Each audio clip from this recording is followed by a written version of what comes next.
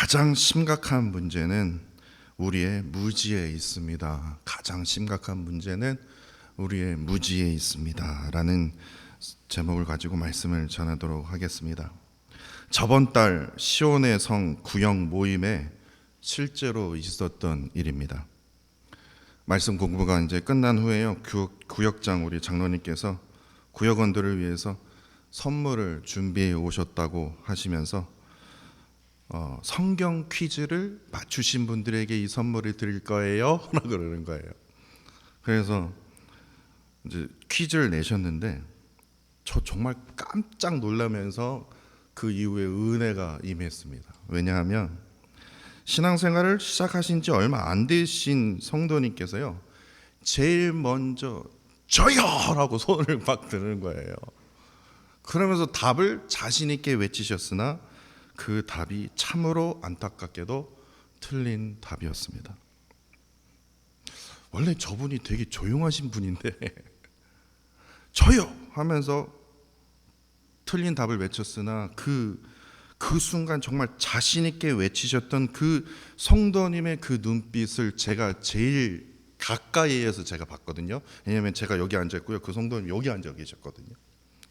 제가 그 눈빛을 딱 봤는데요, 은혜가 되는 거예요. 맞히고 틀리고 그게 중요한 게 아니라 하나님 저 알고 싶어요. 저 하나님 더 알고 싶기를 정말 저 간절한 마음이 있어요. 막 그렇게 외치는 소리처럼 들리는 겁니다. 어느 누구라도 그분의 그 눈빛을 보았다면요, 아마 은혜를 받으셨을 거예요. 근데 사실 그것을 제가 저 빛과 소금 구역에 또 나눴거든요. 너무 은혜가 돼서요. 정말 하나님을 알고자 하는 그 간절함이 느껴졌기 때문에 그렇습니다. 그리고 이후에요, 저번 주에 이 김병삼 목사님이 쓰신 그 하나님의 마음 알기라는 그 책을 제가 이제 읽게 되었는데요. 제가 정말 저랑 비슷한 경험을 하셨구나. 그러면서 하나님께서 저에게 또 다시 위로를 해주시더라고요. 이 김병삼 목사님 여러분 잘 아시는 목사님일 겁니다. 근데 이 김병삼 목사님이요, 전도사 시절 때에 과연 내가 목회를 잘할 수 있을까라는 고민을 했다고 합니다. 그 이유가 뭐냐면 뭐 자질이 부족해서가 아니라 지식이 떨어져서가 아니라 공감 능력이 부족하대요. 저 정도는 왜 우는 거야? 왜 저렇게 손 들면서 왜 우는 거야? 목사님은 저렇게 왜 우는 거야? 그 눈물 흘리는 그분들이 전혀 이해가 되지를 않는다라는 거예요. 왜 울어? 이걸 울 일이야? 이랬대요. 아주 이게 공감이 전혀 안 되니까 이게 내가 이런 컨디션으로 이런 상황으로 내가 목사를 될 수 있을까? 그런데 그 당시에 이제 전도사 시절 때 섬겼던 이 담임 목사님은요, 저 같았대요. 맨날 강당에 있으면 우는 거예요. 또 울어. 또 울어.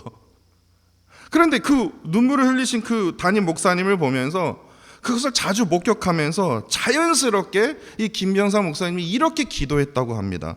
하나님, 저 지금 왜 우는지 저도 잘 이해를 못하겠지만 저에게도 이 목사님 같은 마음을 주세요. 저 진짜 이해를 못하겠거든요. 왜 우시는지 모르겠지만 저도 저 같은 마음 주세요. 특별히 교인들의 그 아픔을 이해할 수 있는 마음을 저에게 허락해 주세요. 그 마음이 없이는 저는 목회를 할 수 없습니다.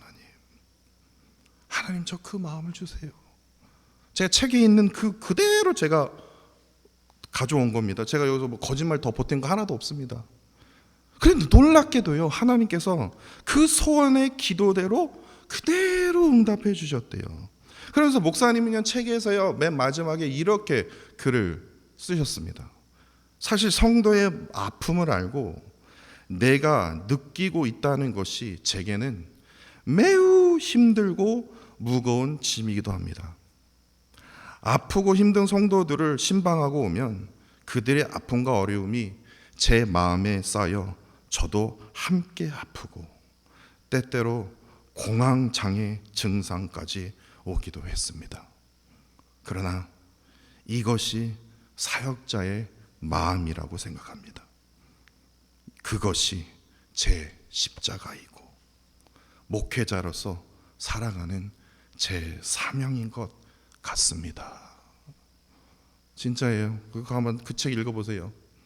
정말 은혜가 되더라고요. 그래, 맞아. 그 하나님의 마음을 깨닫는 거. 그 하나님께서 바라보시는 그 영혼을 향해서 눈물 흘리고 계실 때 목회자인 나 또한 눈물을 흘리고 있는 거. 아파하는 영혼을 바라보시면서 십자가를 또 다시 지러 가시는 그 예수님 그 뒤에 목회자인 나도 십자가 지러 가야지. 이 두 이야기는요, 전혀 관련이 없는 이야기 같죠? 틀린 답을 외치셨던 성도님이나 이 김영삼 목사님이나 똑같습니다. 하나님의 마음을 이해하기를 원합니다. 하나님을 조금 더 깊이 알기를 원합니다. 이것에 대한 하나의 공통점이 있다라는 거예요. 비록 이 성도님은요, 외친 답은 틀렸습니다. 중요한 것은 성경의 지식이 아니라는 거예요. 목회의 지식이 아니다라는 거예요. 그러면 무슨 뭐 좋은 대학교, 좋은 신학교 나오면 뭐 하는 목회마다 다 성공하게 해요? 성경 지식이 부족해서 목회를 못하는 겁니까? 아니거든요.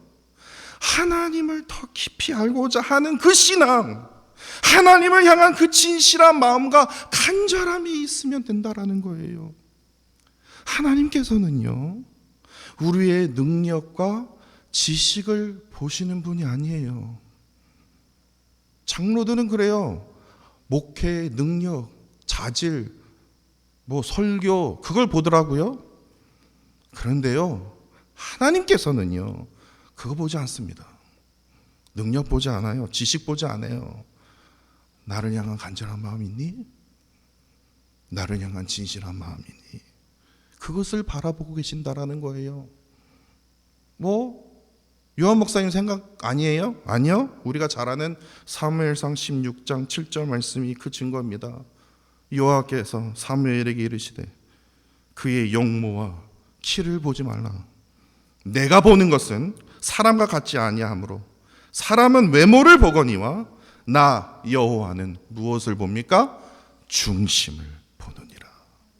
이처럼 하나님께서는요, 우리의 지식이나 능력이 아니라, 우리의 자격이 아니라 우리의 중심을 바라보고 계신다라는 거예요. 우리의 마음이요. 그렇기 때문에 우리가 하나님의 그 마음을 이해하려고 할 때마다 그 이해한 마음, 깨달은 그 뜻에 따라 살아가려고 할 때마다 우리는 하나님께서 진정으로 원하시는 그 사명을 이루어가며 큰 기적을 이루어가며 살아갈 수 있다라는 거예요. 우리의 신앙은 다른 게 아니에요. 하나님을 더 깊이 알아가는 신앙의 삶, 하나님의 그 마음을 품고 사는 삶이 바로 그리스도인의 참된 신앙의 삶입니다. 이게 주제예요. 오늘 주일은요, 특별히 예수님께서 십자가를 지시기 위해서 예루살렘에 입성하신 주일입니다. 여러분도 아시다시피 이스라엘 백성들은요, 하나같이 종려나무 가지를 흔들고요, 원래 승리한 장군이 딱 그 입성할 때 흔드는 그런 종려나무거든요. 근데 그 종려나무를 가지고 나아기, 어린 나아기를 타신 예수님을 보면서 호산나 호산나 다윗의 자손이여라고 외쳤다라는 거예요. 그들은 구원자 되신 예수님께서 십자가를 지시러 오시는구나, 평강의 왕이시구나라는 게 아니에요. 그들은 예수님을 오로지 로마로부터 구원할 정치적 왕, 힘 있는 왕, 능력의 왕, 지식의 왕, 기적의 왕으로 기대했기 때문에 이들의 환영은요, 하나님의 그 마음을 전혀 이해하지 못했다라는 거예요. 또한 예수님께서 십자가를 왜 지셔? 뭔 소리야? 예수님께서 십자가에서 이루고자 하시는 그 회복과 그 구원을 전혀 알지 못한 환영이었다라는 거예요. 이와 마찬가지로 우리가 읽었던 이 미가 선지자가 살았던 이 시대 또한 비슷한 상황이었다라는 겁니다. 미가 선지자가요, 활동했던 그 초기가요, 미가 1장만 보시면 압니다. 남유다를 다스렸던 요담 왕부터 시작이 됩니다. 근데 이 요담 왕에 대해서 이 역사가는요, 이 역대하 27장 2절에서는요, 이 요담 왕에 대해서 이렇게 기록하고 있습니다. 요담이 그의 아버지 우시아의 모든 행위대로 여호와 보시기에 정직하게 행하였으나, 여기서 끝났으면 얼마나 좋겠습니까? 정직하게 행했구나. 여기서 끝나면 얼마나 좋겠어요. 행하였으나 여호와의 성전에는 들어간 적이 없대요. 착하기만 한 거예요. 순전하기만 한 거예요.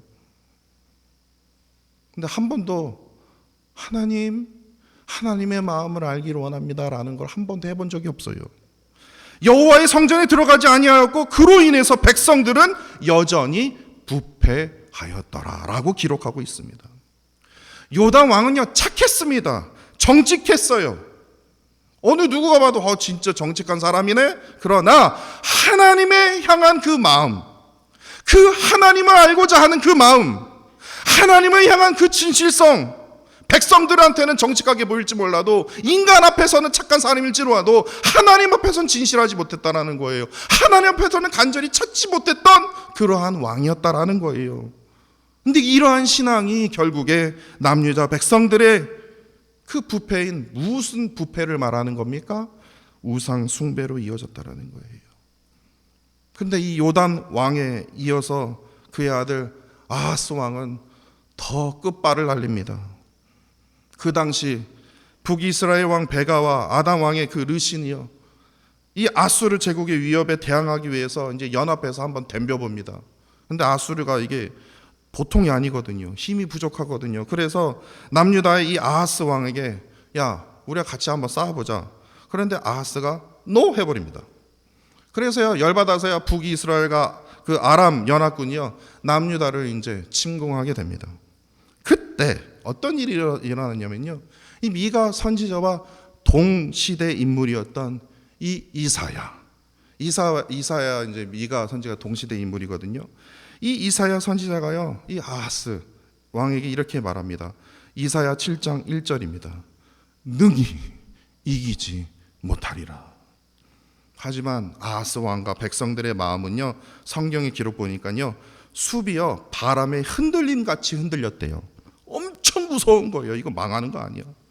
그렇다면 능히 이기지 못하리라 외쳤던 이 이사야 선지자의 그 말씀을 붙들고 하나님께서 말씀해 주셨기 때문에 하나님을 의지하면서 더 하나님께 더 가까이 나가야 되지 않습니까? 그런데 이 아하스는요, 누구와 동맹을 맺냐면 아수르 제국과 동맹을 맺게 됩니다. 아수르 제국이 이제 이렇게 이러는 거예요. 예.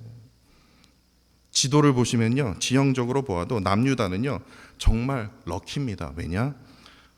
우에는 북이스라엘, 옆에는 아람 그 왕국이 딱 망하 중이니까 아수르 제국이 맨 처음 쳐들어온 북이스라엘과 아람을 칠 수밖에 없어요. 그러니까 다시 말해서 북이스라엘과 아람이야 결국 이 남유다의 방패가 되었거든요. 근데 결국에 아하스가 뭡니까? 이 아수르에게 이러니까 아수르가 어떻게 합니까? 북이스라엘을 멸망시킵니다. 아람을 멸망시켜요. 아하스는요, 이제 다 이루었다. 이제 평화가 임할 것이라고 생각했으나 아수르 제국은요, 또 다시 묻어진 그 칼날을 다시 갑니다. 왜냐? 이제 너다. 이제 너다. 남유다를 향해 이제 칼을 가게 됩니다. 그럼에도 남유다 백성들은 어떻게 합니까? 끝까지 우상 숭배를 끊이지 않았다는 겁니다. 그러자 미가 선지자가 나타나서 오늘 본문 1절에 이렇게 예언하고 있습니다. 아들 군대여 라고 되어 있습니까? 딸 군대여 너는 때를 모을지어다. 그들이 아수르가 우리를 에워쌌으나 막대기로 이스라엘 재판자의 뺨을 치리로다. 여기서 딸 군대라는 표현은요, 여성을 비하하기 위해서가 아닙니다. 당시 이스라엘 백성들이 군사적으로 너무나 연약하여 스스로 자신을 방어할 힘이 전혀 없음을 상징적으로 나타낸 표현입니다. 그 당시 이스라엘 백성들의 그 연약함과 무력함, 다시 말해서 아하스 이렇게 했으니까요, 당연히 연약할 수밖에 없죠. 그 연약함과 무력함을 상징적으로 보여주는데 실제로 이 말씀 그대로 히스기야, 이제 아하스 왕 그 다음에 히스기야 왕 제 14년에 아수르의 왕 사네립이요 18만 5천 명을 군사를 이끌고 이제 유다 남유다 다 치고 이제 예루살렘만 남은 거예요. 예루살렘을 포위하기 시작합니다. 그래서 재판자의 뺨을 친다. 재판자가 누구겠습니까? 히스기야 왕입니다. 히스기야 그 왕의 뺨을 치는 듯한 모욕을 퍼붓기 시작합니다. 이스라엘이 겪을 고통과 위기를 상징적으로 지금 예언의 말씀으로 앞으로 이제 몇십 년 더 후에 있을 일이지만요, 상징적으로 지금 예언으로 지금 미가 선지자가 외치고 있는 겁니다. 이어서 이제 미가 선지자는요, 하나님의 그 간절한 마음을 이제 이렇게 표현하고 있습니다. 본문 2절입니다. 이렇게 예언합니다. 베들레헴 에브라다야, 너는 유다 족속 중에 작을지라도 이스라엘을 다스릴 자가 내게서 내게로 나올 것이라. 그의 근본은 상고의 영원에 있으리라. 이 말씀을 쉽게 풀이하자면 여러분도 아시다시피 예수님께서 태어나실 곳이 바로 베들레헴이다 라고 예고해 주신다라는 겁니다. 그리고 그 베들레헴에서 예수님이 탄생하실 때 그 예수님이 뭐예요? 이스라엘을 다스릴 자, 다시 말해서 구원자가 나올 것임을 예언하고 있다라는 겁니다. 그런데 여기서 중요한 점은 예수님께서 구원자로 오신 것이지 정치적인 왕이 아니다라는 거예요. 왜냐? 본문 5절입니다. 평강의 왕으로 오시는 구원자 예수 그리스도이시기 때문에 그렇습니다. 평강의 사람, 평강의 왕은요, 정치적인 문제를 해결하는 왕이 아니라 하나님과 사람 사이의 관계를 회복시키고 우리의 죄와 허물을 치유하는 그러한 평강의 왕을 의미하고 있다는 겁니다.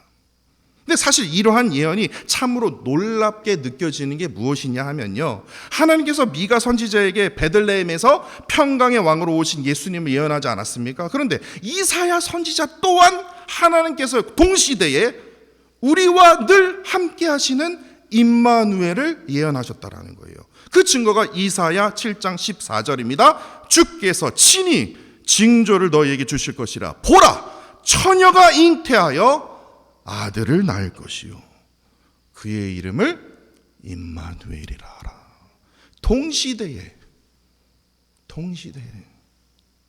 지금 그 당시에 이스라엘 그 남유다 백성들은요, 숲이 바람에 흔들리듯이 큰 두려움과 불안에 빠져 있던 그 남유다 백성들에게 미가 선지자와 이사야 선지자는요, 동시에 입을 맞추듯이요 평강의 왕과 임마누엘을 보내주시겠다는 그 예언의 약속을 백성들에게 전하고 있다는 사실입니다.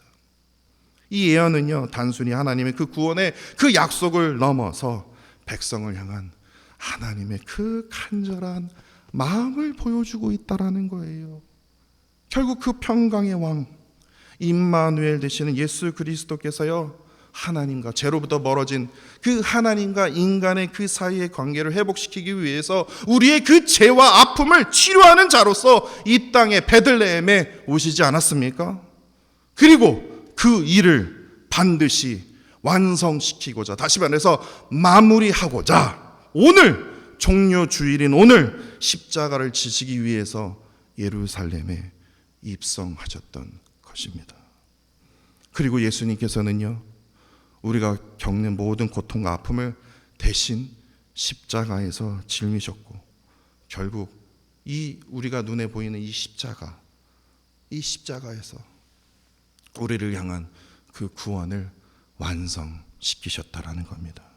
그렇기 때문에 우리와 늘 함께 하시는 그 임마누엘 되시는 그 예수님은요, 우리의 진정한 평강의 왕으로서 우리의 영혼을요, 하나님과의 온전한 관계를 회복시키셨고 우리 모두를 죄로부터 자유케 하셨다라는 겁니다. 그런데 오늘 설교의 제목입니다. 가장 심각한 문제는 이것을 알고 있음에도 우리의 무지에 있다라는 겁니다.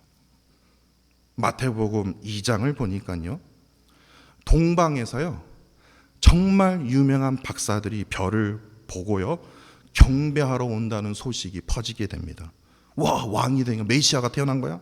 그래서요 헤롯 왕과 온 예루살렘이 흥분했다라고 기록이 되어 있습니다.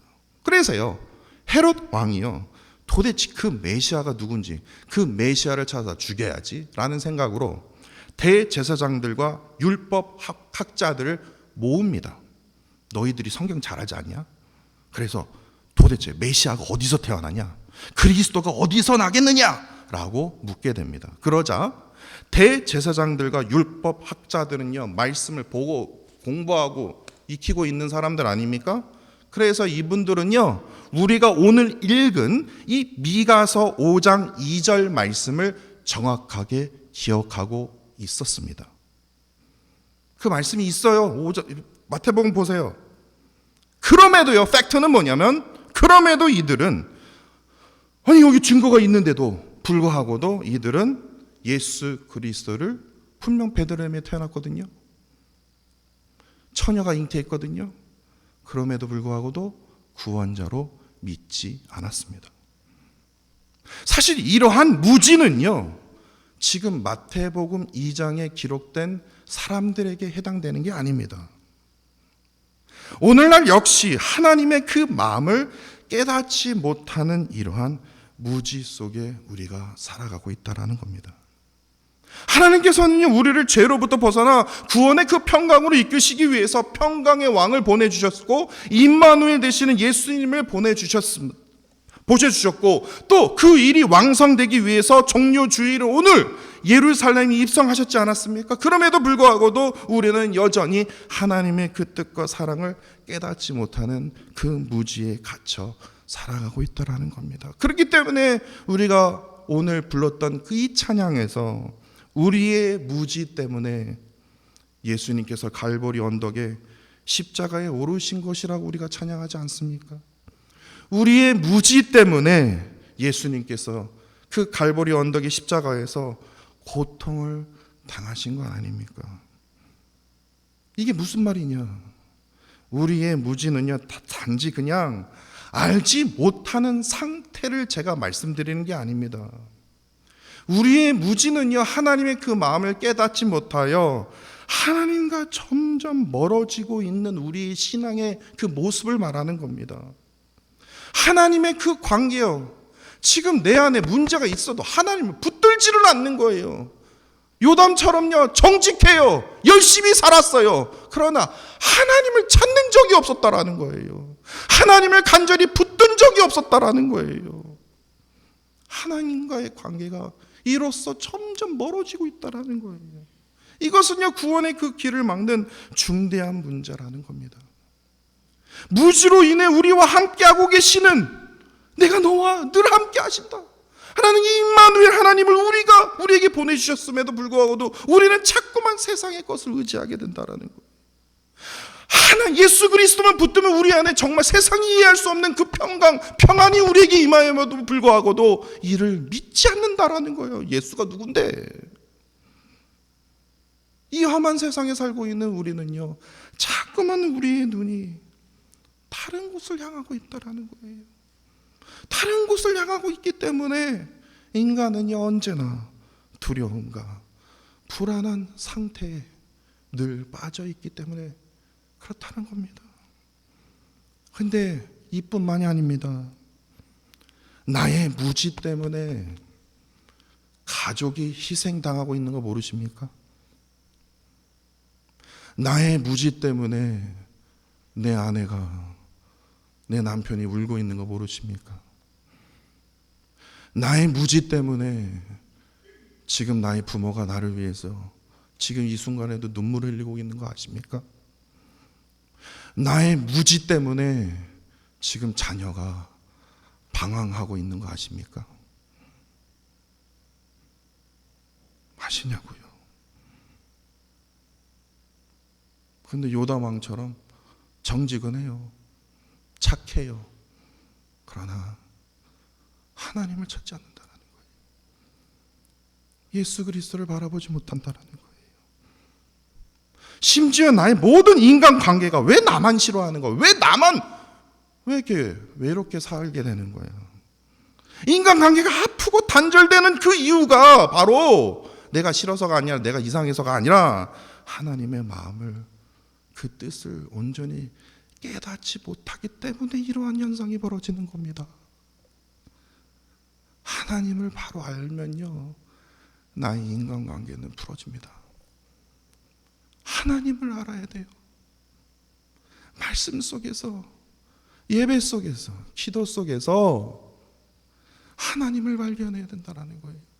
나를 향한 하나님의 그 뜻을 깨달아 그 삶대로 살아갈 때만이 내가 갖고 있는, 내 안에 존재하고 있는 모든 두려움과 그 아픔이 떠나갈 수 있다라는 거예요. 자유할 수 있다라는 거예요. 그렇기 때문에 우리의 신앙생활 속에서 가장 중요한 것이 이 영적인 무지에서 반드시 벗어나는 것입니다.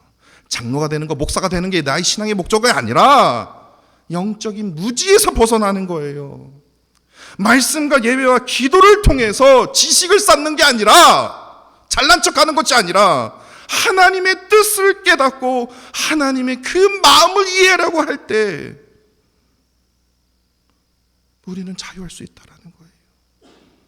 우리의 각자의 삶에서 하나님께서 주시는 그 진정한 그 평안과 그 기쁨이, 그 감사가 하나님께서 우리의 마음에 허락해 주신다는 겁니다. 예수님께서 이 땅에 오신 이유도요, 예수님께서 오늘 십자가를 지시기 위해서 예루살렘에 입성하신 이유도 바로 우리의 이러한 무지를 깨닫게 하시고 그 무지에서 벗어나 하나님과 온전한 관계를 맺어 진짜 회복이 무엇인지, 진짜 기쁨이 무엇인지, 진짜 삶의 의미가 무엇인지를 우리에게 깨닫게 해주시기 위해서입니다. 사랑하는 성도 여러분, 간절히 부탁드립니다. 하나님을 향한 그 간절함 없이는요, 우리는 세상을 살 수 없습니다. 하나님을 향한 그 간절함이 없는 그 신앙생활 속에서 우리는 벗어나야 된다는 겁니다. 언제까지 요담왕처럼 정직하게 행하였으나 여기서 끝날 겁니까? 내가 열심히 일하기 위해서 미국에 이민 온 겁니까? 그냥 자식 좋은 대학교 보내고 그냥 결혼하면 끝나는 거지. 그래서 여기 이민생활 하시는 겁니까? 나를 향한 하나님의 뜻이 있다고요. 나를 향한 하나님의 그 계획이 있다고요. 틀린다 외쳐도 상관없습니다. 저 하나님 무지합니다. 아무것도 목회도 못하고요. 그냥 제 마음은요 아주 그냥 불안해갖고요, 약을 의지하지 못할 정도로 저는 너무나 온전치 않아 못한 상황이지만, 그럼에도 불구하고 하나님, 저는 하나님을 알고 싶거든요.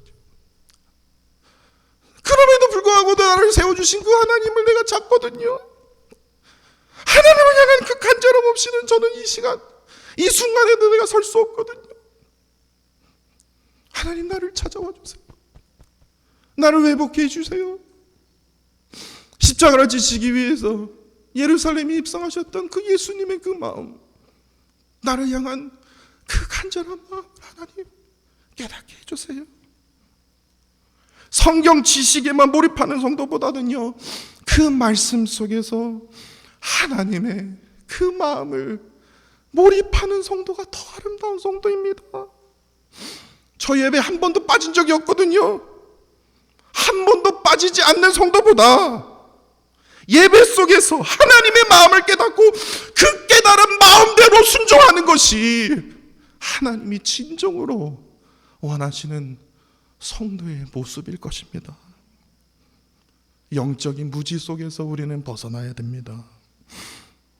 영적인 무지 속에서 종려나무를 흔들면서 어린 낙이 타고 계시는 그 예수님 향해서 오산나 오산나, 예수님 나에게 복 주세요, 안 주시면 제가 십자가 못 박을 겁니다 라는 식으로 신앙생활 해서는 안 된다는 겁니다.